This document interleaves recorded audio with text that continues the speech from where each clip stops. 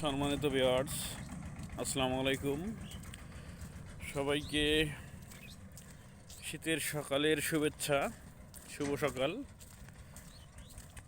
আজকে ডিসেম্বর মাসের 12 তারিখ।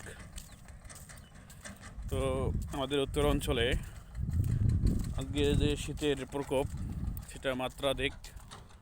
চারিদিকে কুয়াশা এবং হালকা বাতাস, সাথে সাথে ঠান্ডা বৈরী বাতাস। আপনারা দেখতে পাচ্ছেন যে চারিদিকে কুয়াশা। যারা খেটে খাওয়া মানুষ, জমিতে যারা চাষাবাদ করেন, তাদের জন্য একটু কষ্টকর। এরপরেও অনেক কষ্ট করে ফসল উৎপাদন করে জীবিকা নির্বাহ করাই হচ্ছে বাংলাদেশের গ্রামের কৃষকের অন্যতম কাজ।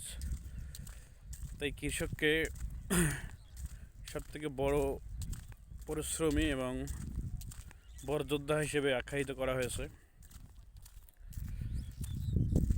ধন্যবাদ সবাইকে। আসসালামু আলাইকুম।